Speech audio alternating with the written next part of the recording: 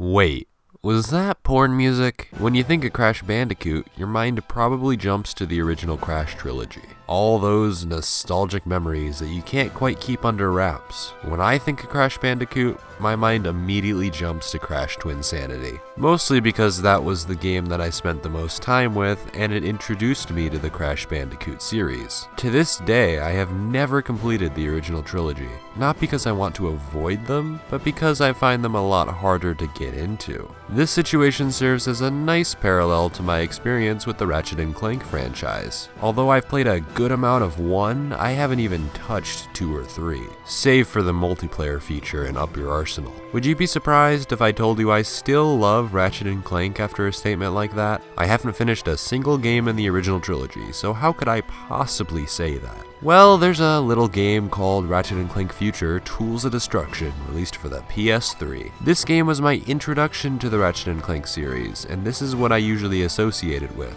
Despite it being astoundingly similar to the original trilogy, virtually nobody ever mentions Tools of Destruction. A fair amount of people talk about A Crack in Time, but nowhere near enough as people will mention the Golden 3. But King K, I talk about it all the time. I love it. This YouTuber covered it. Blah, blah, blah. Good for you. My purpose today is to line your pockets with knowledge, not heroin, and tell you about a truly wonderful game that brightened up my childhood, even though the title implies that it would be hazardous to my health. Which is where that heroin comes in handy. Keep in mind that I'm not really going to be comparing Tools of Destruction to the original trilogy, other than the visual style and some elements of the first game. I don't know what weapons return, if any, and what game mechanics mirror that of the older games. In that regard, if you've played the originals, try not to crucify me too much if I don't represent them.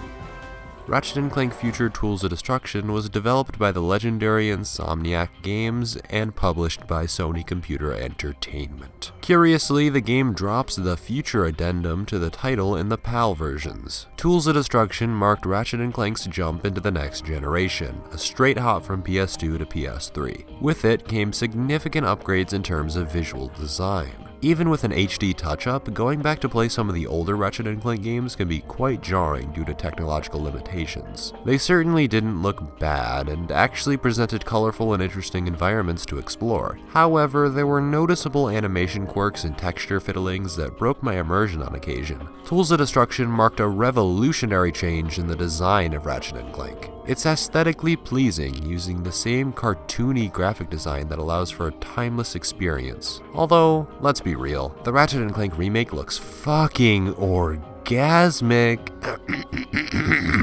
Professional reviewer. What's great is that Tools of Destruction keeps a consistent level of high detail. The technology upgraded everything, allowing for more authentic terrain and models. The particle effects are so gorgeous and add to the satisfaction you get when you destroy an enemy. In fact, most of the pleasure I get from the game is hearing the finely crafted sound effects for explosions in tandem with the bright colors.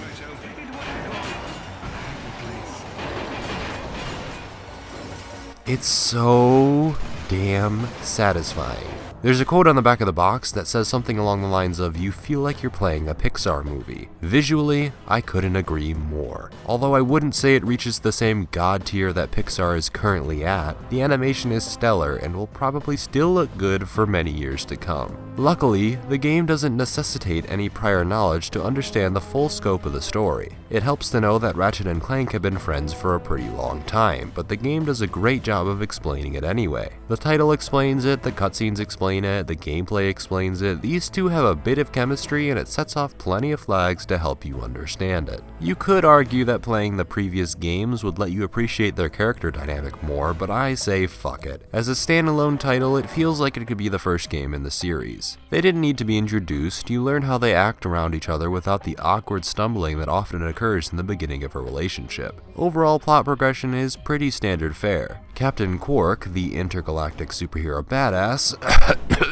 sends Ratchet and Clank a message asking for assistance as the city is being attacked by alien robots. We come to find out that the robots are looking for Ratchet, and they are led by Emperor Percival Tachyon. After casually mocking him, they steal Tachyon's ship and are forced into hypersleep. From here, things go as you would expect. The duo journeys across the galaxy to find out, why the fuck is an alien armada looking for Ratchet? That might be useful to figure out. Along the way, they meet Clank, Zephyr, and Talwyn, a group of treasure hunters, I guess. They travel with Ratchet and Clank to uncover the so-called Lombax secret. They're nothing to immediately write home about, but you get a good laugh out of them whenever they're on screen, and that's enough for me. A majority of the story is dedicated to the development of Ratchet, while sowing the seeds of Clank's development to later sprout in the sequel. It focuses on Ratchet's status as the last remaining Lombax. Being a member of a near-extinct species, it explores his desire to find out more about his heritage and who he really is. It's really thought-provoking and makes me believe in him that much more. It's natural to be curious about yourself and where you come from, and lacking those answers can be infuriating. Don't get me wrong, Clank has his moments. His development comes bundled with his relationship to Ratchet. Early on in the game, Clank has a run-in with a mysterious race called the Zoni, who give him new upgrades and show him disastrous visions of the past and future so he can prevent an impending apocalypse. The Zoni drive a wedge between the two, making for some slightly forced bickering. It isn't really the notion of them bickering that bothers me. Ratchet is hell-bent on finding out about the Lombaxes and securing the Lombax secret, and then suddenly his best friend is opposing that quest and telling him to eradicate the only link to his heritage that he has. It's only natural that Ratchet would get annoyed. Hell, it makes a lot more sense than when they fought in the first game. It's mostly how the scenes flow. One minute Ratchet will drop a line like, "Why don't you listen to your real friends?" Quite a harsh line, and then they just go back to their usual banter.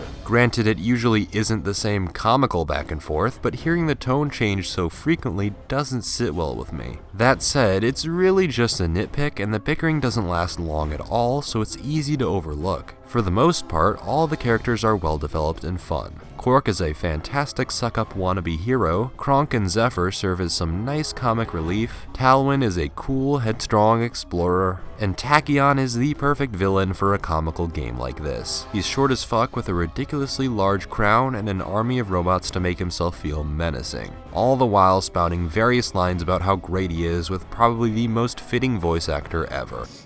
It's been dormant for years, thanks to your kind. I love the ruins. Feng shui meets drab and dismal. I dig it. Science, you half-wit!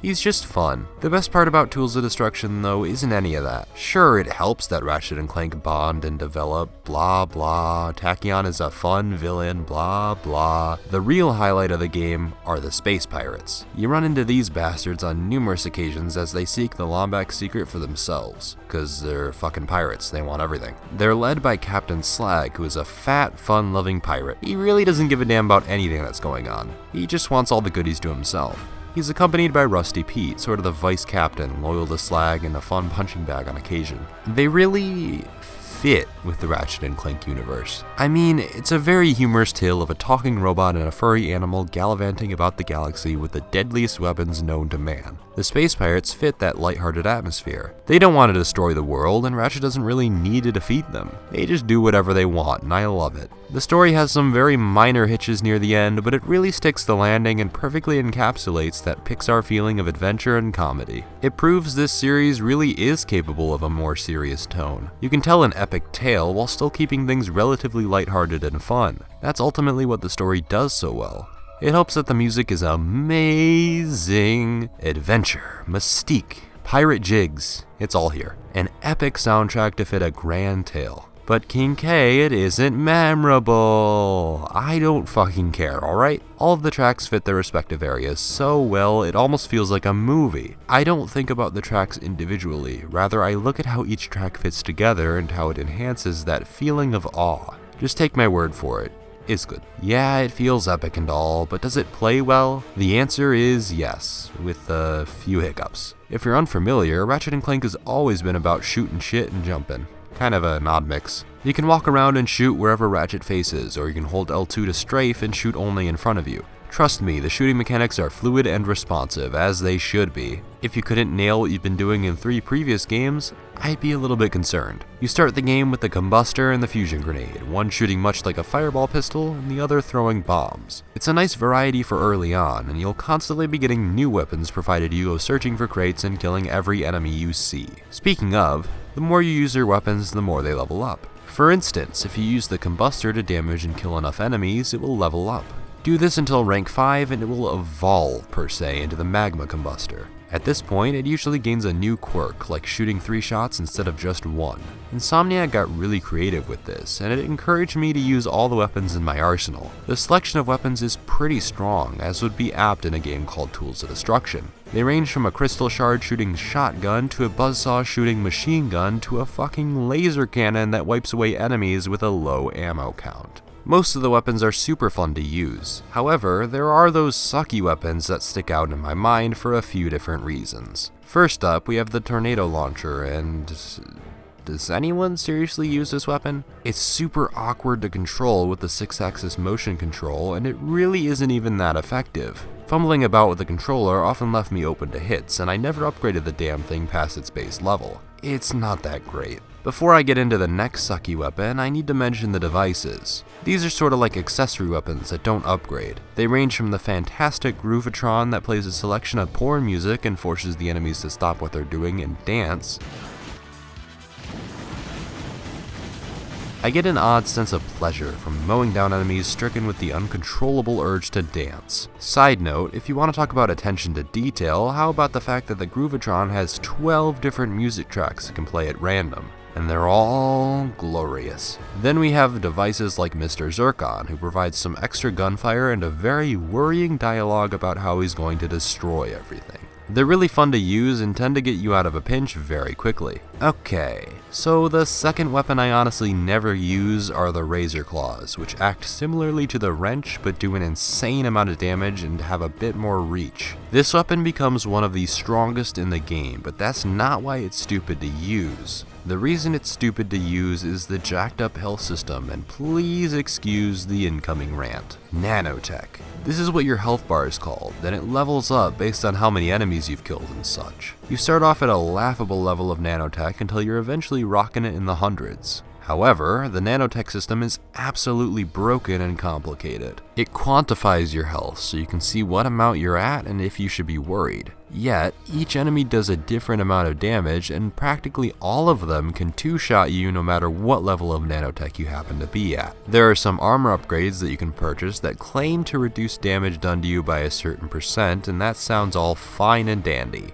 Except, the armor doesn't do fucking anything, and if it is doing something, I really don't want to have to see the day where I don't have any armor on. I'd wager a guess that all of the enemies would one-shot you. I'm not even exaggerating. These enemies require you to be at an insane level of defense and nanotech that I couldn't even reach while exploring every nook and cranny and defeating every enemy in my line of sight. In the final level, the enemies killed me as fast as they could kill me in the first level after upgrading to the strongest armor and having a ridiculously high level of nanotech. It's as if you're upgrading to keep the status quo, so the enemies are always Dark Souls levels of threatening. Let me stress, I'm not joking. The health and damage system is fucked up the ass, and it doesn't help that the checkpoint system is tedious to boot. If you happen to die, you go to the last point where the game decided to make a checkpoint, and that can range from a few feet away to half the fucking level. If you do go back a fair amount, you have to go through the same platforming sections and fight the same enemies. Granted, some of the mini-bosses don't respawn and some of the puzzles stay completed, but that just means putting you back that far is even more pointless because all you'll be doing is walking back to where you died. I'm sure the rebuttal to this complaint would be to tell me that I suck at video games and just need to get good, mate. My frustration doesn't directly come from the fact that I suck at the game, because in some areas I probably do. It stems from the fact that death comes way too quickly and the checkpoint system makes me groan every time I have to trek through the same goddamn area again.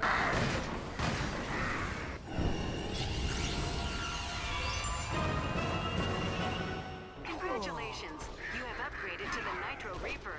Nevertheless, that's the only issue I have with the gunplay. The enemies themselves are of a pretty nice variety, ranging from Tachyon's alien robot army, the space pirate armada, and the Kerchu civilization, who use machinery to wreck you. That's not even to mention the Leviathans, who come in two forms, flying blue fish monster and giant dino beast. The flying blue fish monsters are the easiest, flying around a platform shooting electric balls at you and ramming into you on occasion. The giant dino beast will charge at you, stomping around on the ground and making quick work of you. They're both fun to deal with, although they do get a bit repetitive after fighting them for the umpteenth time. Luckily, you only need to fight a set amount of them and can proceed to ignore the rest. However, each Leviathan soul can be sold to a smuggler on every planet they appear on. Collecting all the Leviathan souls in an area nets you quite the pretty penny, and really the extra time it takes to hunt them down is worth it in the end to buy all the weapons and upgrades. Speaking of which, there are two currency systems. The first and the most iconic are the bolts, which you collect via breaking boxes or destroying enemies. You can use these to purchase weapons and refill your ammo.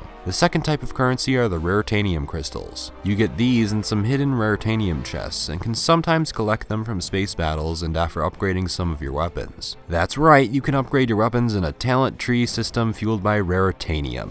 The upgrades range from collecting more bolts and raritanium from defeated enemies, having the weapon deal more damage, and even increasing the amount of ammo the weapon can hold. Once you upgrade it enough, the critical upgrade will show up that affects the gun in the same way as upgrading it to rank 5. For instance, the Shard Reaper upgrade would make the shards explode on contact, dealing even more damage. Thus, raritanium is highly incentivized. You might have heard me say the chests were often hidden. Although not all of them are stashed away, each level in Tools of Destruction has a hidden pathway or doorway in it somewhere that leads to a bunch of bolts or raritanium. Each planet is set up in an exceedingly linear fashion that involves getting to the end checkpoint and then leaving to go somewhere else. However, each level also has a branching path that involves a bunch of gadgetry or puzzle solving to reach gold bolts, which unlock skins for Ratchet, and hollow plans, which all culminate in creating the single best weapon in the game. I won't spoil it for you, but from what I've heard, it's a lot less tedious to obtain than in previous games. So in addition to the gunplay, we have various puzzles and platforming sections that serve to break up the pace a bit. Obviously, the platforming is fairly simple, often asking the players to jump over bottomless pits or avoid lasers. Nothing too groundbreaking here, but I do enjoy the sections where Ratchet clings onto a wall or ceiling using his gravity boots just because it's a really cool concept. Then there are the gadgets, which I will proceed to explain in order. Of course, there's the staple slingshot, which lets Ratchet swing between flying hook posts. There's also a gel shooter, which lets Ratchet fly up into the air after jumping on it. It's kinda cool, like a mini trampoline. Except it's only restricted to some areas, and really utility outside of platforming is pretty minimal. Then there's the oxygen mask, which lets Ratchet breathe underwater. You know, even though I really hate swimming in most games, I actually enjoy how the swimming controls work. You can hold down the X button to ascend and the square button to descend, all while pressing the R1 button to accelerate using Clank's turbine attachment. It helps that they're few and far between. Then we have the helipod, little helicopter-like devices that lift up doors and platforms. Most of the creative use of the helipod comes in the optional pathways, and it surprised me just how many creative uses there were. Then we have the motion control gadgets, which I'm sure makes you jump for joy, though they're actually pretty fun to use. First we have the Robo Wings, allowing Ratchet to fly on specified launch pads. You use the 6-axis to control direction and the X button to flap your wings and ascend. It sounds painful, but I found myself having a bit of fun avoiding obstacles and such. Then there's the geothermal laser, which is slightly less fun. You use this in set sequences and you have to guide the laser through the wall points marked with an X. I don't know what is up with the 6-axis sensitivity in these sections, but the laser is really hard to get a handle on. I don't really like the laser, but it's used like 4 times in all. Finally, there's the decryptor, the trademark hacking device that's in almost every platformer. It initiates a minigame where you guide a ball through a circuit board and use it as a bridge to guide an electric spark to the correct endpoints. It's surprisingly deep, and the later ones had me legitimately scratching my head in confusion. The only other time the motion controls are used are in the Halo jumps, where Ratchet falls down onto the ground using the motion controls to avoid incoming missiles and other obstacles. It's really nothing to write home about, just another jizzfest no doubt to display the capabilities of the 6-axis controller. You have to remember that Tools of Destruction released near the beginning of the PS3's life cycle, so the gimmicks are bound to be present. Luckily, I can only think of a few occasions where the 6-axis support port was intrusive. The majority of its implementation actually fit, with a few hiccups here and there. But we aren't done. There are a few more departures from the core gameplay. First off, we have the arena, which is a nice gauntlet with various weapon and health challenges. It's a nice place to mow down enemies in gladiatorial combat, and there's even a few bosses to fight. It nets you a hefty amount of bolts, so there's really no reason not to spend some time here. Next are the Clank portions, controlling similarly to Ratchet but without a double jump or access to weapons. Instead, Clank runs around with the Zoney and uses them to manipulate broken objects and power generators. In addition, Clank has the ability to slow down time, which comes in handy when avoiding some rapid moving stage obstacles. All in all, they're fun, and it's where most of the platforming emphasis comes in. Finally, oh god, finally, we have the spaceship sections, where you pilot your talking ship. Yes, your ship can talk in this game. Did I forget that part? You move with the left stick and aim with the right, much like the tornado segments in Sonic Adventure. If you liked those segments in Sonic Adventure and the gummy ship battles in Kingdom Hearts 2, you'll have a blast here. You have access to your main blaster or your homing missiles, and there are also sections that are noticeably less fun where Clank hops on the turret. Really though, it's a nice distraction and you can fight some fairly engaging boss battles with the space pirates. And anything with the space pirates is okay in my book. Phew.